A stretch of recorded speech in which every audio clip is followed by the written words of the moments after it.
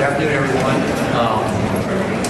With the tragic and sudden passing of Senator Graham, the Democrats and Republicans in the Senate have joined together to co-sponsor the Lindsey Graham Sanctioning Russia and Iran Act of 2026.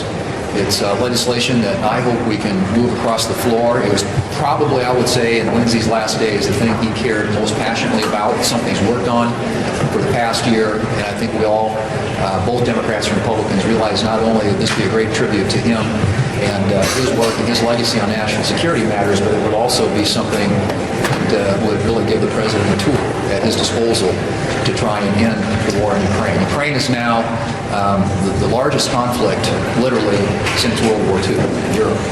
And the Ukrainian people have been resilient, worked really, really hard to try and bring this war to an end. But as long as Putin has Russian oil and gas money, he's able to continue this war. And what this sanctions bill would do would basically cut that off.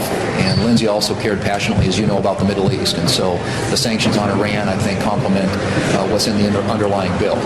But the fact is there are 62 co-sponsors on the bill. We had a motion to proceed vote on it yesterday that got 86 votes in the Senate. It is a bipartisan bill. It's an important bill for this country and for our national security interests. And it's something that I hope we can proceed with and ultimately pass, get across the finish line here in the next few days. Yeah. Would you advise the Justice Department to listen to the concerns of John Cornyn and make it clear in writing that this weaponization fund is dead once and for all? I think that that's an issue between right now the White House and Senators Cornyn and Tillis, but yeah, I would encourage them to sit down, which I think they are, and trying to come to a resolution there so that the markup can continue tomorrow and we can get Todd Blanche ready for the floor. Would you move it to the floor? It takes 60 votes to break a filibuster on a contempt of Congress resolution. Are you for contempt of Congress for Anthony Fauci, and based on that? I think it's first off, it'll be a question for Senator Paul as the chairman of the HISGAT committee and the members of that committee.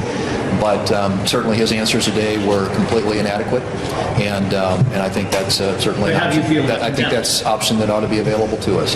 What he did today in front of that committee was inexcusable. Senator Thune, some of your colleagues coming out of the chairman's meeting today said the Senate is simply not ready to do a budget vote around the next week.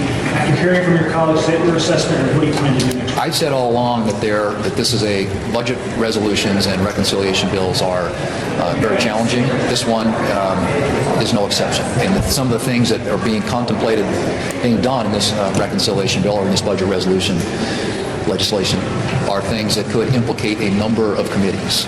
Some suggestions have been up to 12 or 13 or 15, in which case all of the amendments offered on the floor would be germane to the bill, making them 50-vote amendments instead of 60. And obviously that creates an uphill challenge in terms of trying to ensure that you have 50 not only to get on the bill, 50 to defeat every amendment that comes across, but then also 50 to ultimately pass it. So the discussion we had was a fulsome one, and we'll continue to listen to our colleagues to figure out what the path forward is. But all of us would love to see a solution for the Save America Act to actually get some of that enacted into law.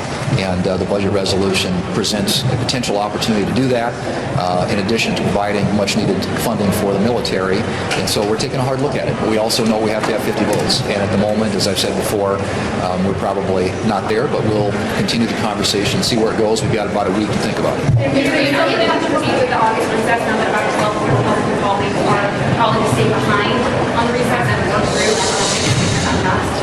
I'm for anything that we can do to get the Save America Act passed. What I always ask, the question I always ask is, what is your picture of victory at the end? What is the end game here? And if, in fact, staying here for the month of August means that we assume at some point there are going to be 10 Democrats to cross over and vote for the Save America Act, I think we can stay here till Christmas. That's not going to happen. And the other thing I would say about that is that there aren't going to be 50 votes to get rid of the legislative filibuster. So if budget reconciliation is a path forward, if we conclude that there is actually a chance to get an outcome or a result there, I'm open to do it. And I think all of our colleagues would be open to staying around here if that were true. But I think that we have to see, first of all, that can be proven to be the case.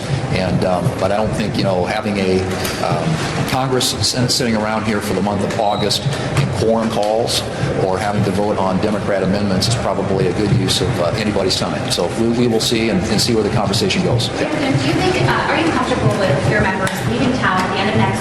given where we are at in Iran, this back and forth situation, our troops in harm's way, are you comfortable now at this point? Well, all of us stay very dialed in, as you would expect, no matter where we are, whether we're here in session or not. And obviously there's a lot of attention being paid by our members to what's happening in Iran, and of course regular conversations and contact with the administration about the path forward.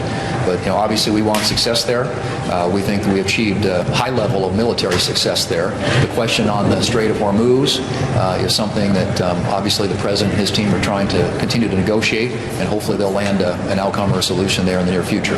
But I think for all intents and purposes, most of our members believe that the President is right to, one, try to end Iran's nuclear program, two, to end their conventional weapon program that acts as a shield to their nuclear program and also acts as a menace and a terrorist threat to everybody in the region. And I think they've had a high level of success doing that. The question remains, can we also find a path to success economically to get the shipping lanes and strait back open? And that's a conversation that is continuing to be had with the administration and their counterparts in Iran and other countries in the Middle East, and we are watching it closely. This was not a soft press briefing. Right after the Fauci hearing, Senate Majority Leader John Thune and GOP leaders faced the cameras, and the toughest questions came fast. Thune opened by honoring the late Lindsey Graham and pushing the bipartisan Russia-Iran sanctions bill that now has 62 co-sponsors and already cleared an 86-vote motion to proceed. He framed it as both a tribute and a real tool to cut Putin's oil money and pressure Iran. Then the questions got pointed.